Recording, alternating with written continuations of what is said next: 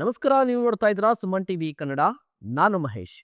ವೀಕ್ಷಕರೇ, ವಿದ್ಯಾಕಾಶಿ ಧಾರವಾಡದಲ್ಲಿ ವಿದ್ಯಾರ್ಥಿಗಳು ಉದ್ಯೋಗಾಕಾಂಕ್ಷಿಗಳ ಪ್ರತಿಭಟನೆ ಇಡೀ ದೇಶದ ಗಮನ ಸೆಳೆದಿದೆ. ಇಡೀ ರಾಜ್ಯ ಆ ಪ್ರತಿಭಟನೆಯ ಬಗ್ಗೆ ಮಾತನಾಡ್ತಾ ಇದೆ. ಕಾರಣ, ಇತ್ತೀಚಿನ ದಿನಗಳಲ್ಲಿ ರಾಜ್ಯದಲ್ಲಿ ಇಂತಹದೊಂದು ಪ್ರತಿಭಟನೆ ನಡೆದಿರಲಿಲ್ಲ. ವಿದ್ಯಾರ್ಥಿಗಳು ಒಂದುಗೂಡಿ ರಸ್ತೆಗಿಳಿದು ಸರ್ಕಾರದ ವಿರುದ್ಧ, ರಾಜಕೀಯ ಪಕ್ಷಗಳ ವಿರುದ್ಧ ಧ್ವನಿ ಎತ್ತಿದ್ದು ಇದೇ ಮೊದಲು ಇತ್ತೀಚಿನ ದಿನಗಳಲ್ಲಿ. ಹಾಗಾದ್ರೆ ಈ ಪ್ರತಿಭಟನೆ ಯಾಕೆ? ಉದ್ಯೋಗಾಕಾಂಕ್ಷಿಗಳ ಬೇಡಿಕೆಗಳೇನು? ರಾಜ್ಯದಲ್ಲಿ ಸರ್ಕಾರಿ ಹುದ್ದೆಗಳು ಯಾವ ಯಾವ ಇಲಾಖೆಯಲ್ಲಿ ಎಷ್ಟೆಷ್ಟು ಬಾಕಿ ಇದೆ?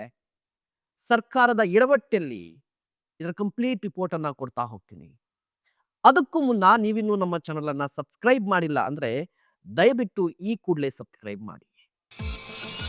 For business and personal promotions in Suman TV Kannada, please contact 9686376663. ವೀಕ್ಷಕರೇ, ಮೊದಲನೇದಾಗಿ ಒಂದಿಷ್ಟು ಪೀಠಿಕೆ ಹಾಕೋಣ. ಈ ಪ್ರತಿಭಟನೆ ಯಾಕೆ? ಹೇಗ್ ನಡೆಯಿತು? ರಾಜಕೀಯ ಪಕ್ಷಗಳ ಪಾತ್ರ ಏನು? ಸರ್ಕಾರ ಏನು ಮಾಡಬಹುದಿತ್ತು? ರಾಜ್ಯದಲ್ಲಿ ಸರ್ಕಾರಿ ಹುದ್ದೆಗಳು ಎಷ್ಟು ಖಾಲಿ ಇದೆ? ಅದೆಲ್ಲದರ ಬಗ್ಗೆ ಕೂಡ ಮಾತನಾಡ್ತೀನಿ. ಮೊದಲಿಗೆ ಬಸನಗೌಡ ಪಾಟೀಲ್ ಯತ್ನಾಳ್ ಅವರು ಬಿಜೆಪಿ ಶಾಸಕ. ಅವರು ಅಧಿವೇಶನದಲ್ಲಿ ಒಂದು ಪ್ರಶ್ನೆಯನ್ನ ಕೇಳಿದ್ರು. ರಾಜ್ಯದಲ್ಲಿ ಎಷ್ಟು ಸರ್ಕಾರಿ ಹುದ್ದೆಗಳು ಖಾಲಿ ಇದೆ, ಎಷ್ಟು ಭರ್ತಿಯಾಗಿದೆ ಅನ್ನೋದ್ರ ಬಗ್ಗೆ ಪ್ರಶ್ನೆಯನ್ನ ಕೇಳಿದ್ರು. ಆಗ ರಾಜ್ಯ ಸರ್ಕಾರ ಉತ್ತರವನ್ನು ಕೂಡ ಕೊಟ್ಟಿತ್ತು. ಆ ಉತ್ತರವನ್ನ ನಾನೀಗ ಓದ್ತೀನಿ. ಜೊತೆಗೆ ಯಾವ ಇಲಾಖೆಯಲ್ಲಿ ಎಷ್ಟೆಷ್ಟು ಹುದ್ದೆಗಳು ಖಾಲಿ ಇದೆ ಅನ್ನೋದನ್ನ ಇನ್ ಡೀಟೇಲ್ಡ್ ಆಗಿ ಹೇಳ್ತಾ ಹೋಗ್ತೀನಿ. ವೀಕ್ಷಕರು ನೋಡಿ, ಬಸನಗೌಡ ಪಾಟೀಲ್ ಯತ್ನಾಳ್ ಅವರು ಒಂದು ಪ್ರಶ್ನೆಯನ್ನ ಕೇಳಿದ್ರು. ಆ ಪ್ರಶ್ನೆಯನ್ನು ಕೂಡ ನಾನು ಓದ್ತೀನಿ.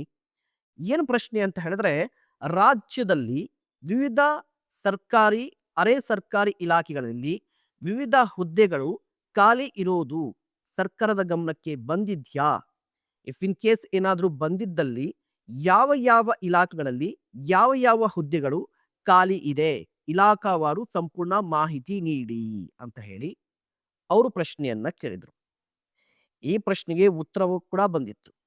ಉತ್ತರ ಏನಿತ್ತು ಅಂತ ಹೇಳಿದ್ರೆ, ರಾಜ್ಯದಲ್ಲಿ ವಿವಿಧ ಸರ್ಕಾರಿ, ಅರೆ ಸರ್ಕಾರಿ ಇಲಾಖೆಗಳಲ್ಲಿ ಖಾಲಿ ಇರುವ ಹುದ್ದೆಗಳ ಇಲಾಖಾವಾರು ಮಾಹಿತಿಯನ್ನ ಅನುಬಂಧ ಒಂದರಲ್ಲಿ ಒದಗಿಸಲಾಗಿದೆ. ಅನುಬಂಧ ಒಂದರಲ್ಲಿ ಒದಗಿಸಲಾಗಿದೆಯಂತೆ. ಈಗ ಅದನ್ನು ಓದ್ತೀನಿ. ಯಾವುದರಲ್ಲಿ ಯಾವ ಇಲಾಖೆಯಲ್ಲಿ ಎಷ್ಟೆಷ್ಟು ಖಾಲಿ ಇದೆ ಅಂತ ಹೇಳಿ. ಮೊದಲನೇದಾಗಿ ಕೃಷಿ ಇಲಾಖೆಯಲ್ಲಿ 6876 ಹುದ್ದೆಗಳು ಖಾಲಿ ಇದೆ. ಅದೇ ಸಂದರ್ಭದಲ್ಲಿ ಪಶುಸಂಗೋಪನೆ ಇಲಾಖೆಯಲ್ಲಿ 11,020 ಹುದ್ದೆಗಳು ಖಾಲಿ ಇದೆ. ಹಿಂದುಳಿದ ವರ್ಗಗಳ ಕಲ್ಯಾಣ ಇಲಾಖೆಯಲ್ಲಿ 8,525 ಹುದ್ದೆಗಳು ಖಾಲಿ ಇದ್ರೆ, ಸಹಕಾರ ಇಲಾಖೆ ಇದರಲ್ಲಿ 4,726 ಹುದ್ದೆಗಳು ಖಾಲಿ ಇದೆ. ಸಿಬ್ಬಂದಿ ಮತ್ತು ಆಡಳಿತ ಸುಧಾರಣೆಗಳ ಇಲಾಖೆ 6,190 ಹುದ್ದೆಗಳು ಖಾಲಿ ಇದ್ರೆ, ಮೀನುಗಾರಿಕೆ ಇಲಾಖೆಯಲ್ಲಿ ಖಾಲಿ ಇರುವಂಥದ್ದು 838. ಅದೇ ಸಂದರ್ಭದಲ್ಲಿ ಆರ್ಥಿಕ ಇಲಾಖೆಯಲ್ಲಿ ಸಿದ್ದರಾಮಯ್ಯನವರ ಅಡಿಯಲ್ಲಿ ಬರುವಂತಹ ಇಲಾಖೆ ಇದು. ಈ ಇಲಾಖೆಯಲ್ಲಿ 7,668 ಹುದ್ದೆಗಳು ಖಾಲಿ ಇದೆ. ಇನ್ನು ಇಷ್ಟಿಷ್ಟು ಕಡಿಮೆನಾ ಅಂತ ಅಲ್ಲ, ಅತಿ ಹೆಚ್ಚು ಹುದ್ದೆಗಳು ಖಾಲಿ ಇರುವಂತಹ ಇಲಾಖೆಗಳ ಬಗ್ಗೆ ಕೂಡ ನಾನು ಮಾಹಿತಿಯನ್ನ ಕೊಡ್ತೀನಿ. ನೋಡಿ, ಆರೋಗ್ಯ ಮತ್ತು ವೈದ್ಯಕೀಯ ಶಿಕ್ಷಣ ಇಲಾಖೆ 37,572 ಹುದ್ದೆಗಳು ಖಾಲಿ ಇರುವಂಥದ್ದು. ಆರೋಗ್ಯ ಮತ್ತು ವೈದ್ಯಕೀಯ ಶಿಕ್ಷಣ ಇಲಾಖೆ, ಆರೋಗ್ಯ ಇಲಾಖೆಯಲ್ಲಿ ಇಷ್ಟು ಅಸ್ತವ್ಯಸ್ತ ಆಗಿದೆ, ಹುದ್ದೆಗಳು ಭರ್ತಿ ಆಗ್ತಾ ಇಲ್ಲ. ಉನ್ನತ ಶಿಕ್ಷಣ ಈ ಇಲಾಖೆಯಲ್ಲಿ 13,599 ಹುದ್ದೆಗಳು ಖಾಲಿ ಇದೆ. ಇನ್ನ ತೋಟಗಾರಿಕೆ ಇಲಾಖೆಗೆ ಬಂದ್ರೆ ಬರೋಬ್ಬರಿ 2,914. ಒಳಾಡಳಿತ ಅಂದ್ರೆ ಈ ಪೊಲೀಸ್ ಇಲಾಖೆಯಲ್ಲಿ 28,188 ಹುದ್ದೆಗಳು ಖಾಲಿ ಇದೆ. ಅತಿ ಹೆಚ್ಚು ಯಾವ ಇಲಾಖೆಯಲ್ಲಿ ಖಾಲಿ ಇದೆ ಅಂತ ಹೇಳಿದ್ರೆ, ಅತಿ ಹೆಚ್ಚಿರುವಂಥದ್ದು ಶಿಕ್ಷಣ ಇಲಾಖೆಯಲ್ಲಿ. ಶಿಕ್ಷಣ ಇಲಾಖೆ, ಸಾಕ್ಷರತೆ ಇದರಲ್ಲಿ ಬರೋಬ್ಬರಿ 79,694 ಹುದ್ದೆಗಳು ಖಾಲಿ ಇರುವಂಥದ್ದು. ಆಲ್ಮೋಸ್ಟ್ 80,000 ಹುದ್ದೆಗಳು ಈ ಇಲಾಖೆಯಲ್ಲಿ ಖಾಲಿ ಇದೆ. ಇದನ್ನ ಭರ್ತಿ ಮಾಡಿ ಅಂತ ಹೇಳಿ ಸಾಕಷ್ಟು ದಿನಗಳಿಂದ ಹೋರಾಟ ನಡೀತಾ ಇದೆ.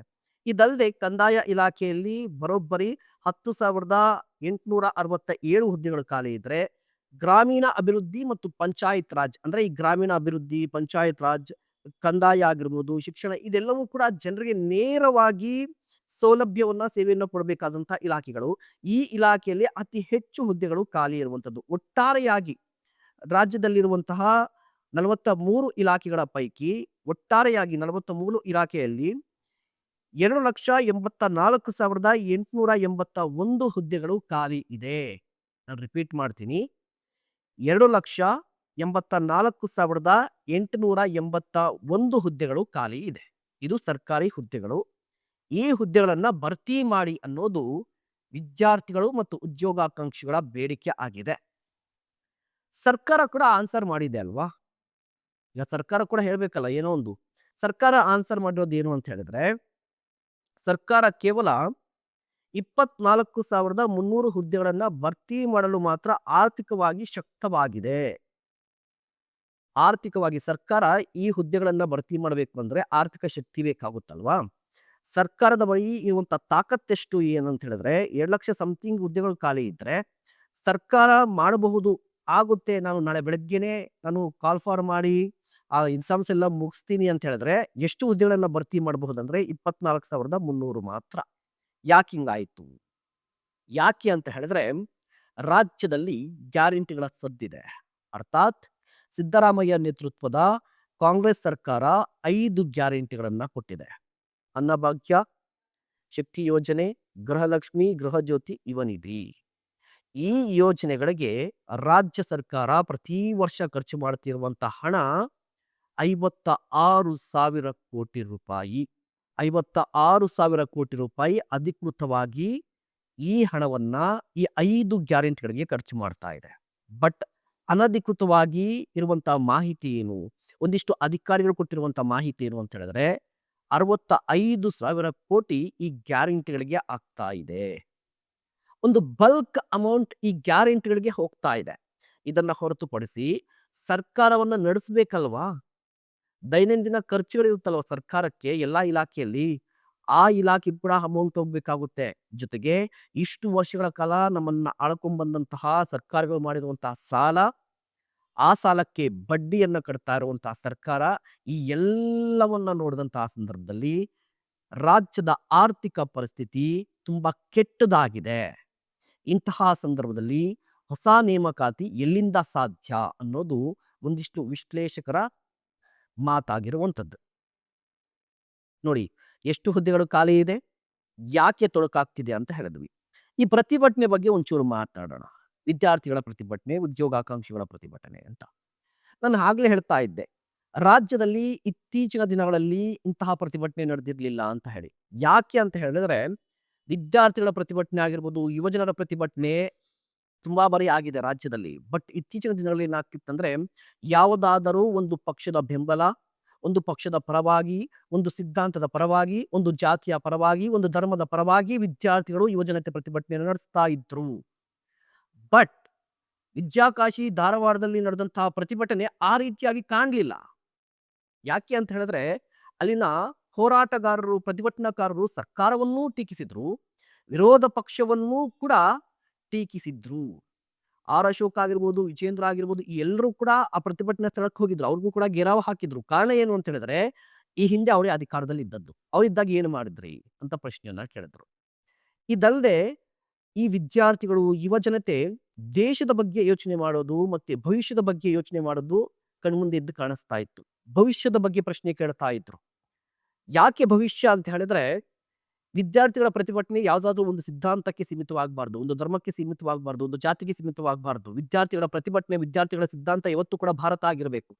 ವಿದ್ಯಾರ್ಥಿಗಳ ಸಿದ್ಧಾಂತ ಭಾರತ, ವಿದ್ಯಾರ್ಥಿಗಳ ಧರ್ಮ ಭಾರತ, ವಿದ್ಯಾರ್ಥಿಗಳ ಜಾತಿ ಭಾರತ ಆದ್ರೆ ದೇಶದ ಅಭಿವೃದ್ಧಿಯು ಕೂಡ ತುಂಬಾ ಚೆನ್ನಾಗಿರುತ್ತೆ. ಆ ಲಕ್ಷಣ ಈಗ ಕಾಣಿಸಿದ್ದು ವಿದ್ಯಾರ್ಥಿಗಳ ಪ್ರತಿಭಟನೆಯಲ್ಲಿ. ಸೊ ಅದನ್ನ ಸ್ವಾಗತಿಸಬೇಕಾಗಿದೆ. ಈ ಪ್ರತಿಭಟನೆ ಇಲ್ಲಿಗೆ ಸ್ಟಾಪ್ ಆಗಬಾರ್ದು.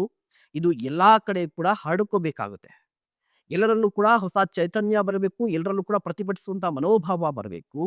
ಅಟ್ಲೀಸ್ಟ್ ಆಗ್ಲಾದ್ರೂ ನಮ್ಮನ್ನಾಡುವಂತಹ ಸರ್ಕಾರ ಮೈಚಳಿ ಬಿಟ್ಟು ಗಮನ ಇಟ್ಟು ಯಾವ ಉದ್ಯೋಗಗಳನ್ನ ಕೊಡಬೇಕು, ಯಾವ ಯೋಜನೆಗಳನ್ನ ತರಬೇಕು, ಯಾರಿಗೆ ಉದ್ಯೋಗವನ್ನ ಕೊಡಬೇಕು, ಹೇಗೆ ಕೊಡಬೇಕು ಅಂತ ಯೋಚನೆ ಮಾಡುತ್ತೆ. ನಮ್ಮ ಸುಮನ್ ಟಿವಿಯ ಆಶಯವೂ ಕೂಡ ಅದನ್ನೇ. ಗ್ಯಾರಂಟಿಗಳನ್ನ ಎಲ್ಲರಿಗೂ ಕೊಡುವುದಲ್ಲ, ಅರ್ಹರಿಗೆ ಗ್ಯಾರಂಟಿಗಳನ್ನ ಕೊಡಬೇಕು. ಯಾವ ಗ್ಯಾರಂಟಿ ಮುಖ್ಯ ಅನ್ನೋದು ಇಂಪಾರ್ಟೆಂಟ್. ಉದ್ಯೋಗದ ಗ್ಯಾರಂಟಿ ಈಗ ಅತ್ಯವಶ್ಯಕವಾಗಿರುವಂಥದ್ದು. ಆ ಗ್ಯಾರಂಟಿಗಾಗಿ ಸುಮನ್ ಟಿವಿ ಈಗ ಕೇಳ್ತಾ ಇದೆ, ಧ್ವನಿ ಎತ್ತುತ್ತಾ ಇದೆ. ಇಂತಹ ಮತ್ತಷ್ಟು ಕಂಟೆಂಟ್ಗಾಗಿ ನೋಡ್ತಾ ಇರಿ ಸುಮನ್ ಟಿವಿ ಕನ್ನಡ. ನಮಸ್ಕಾರ.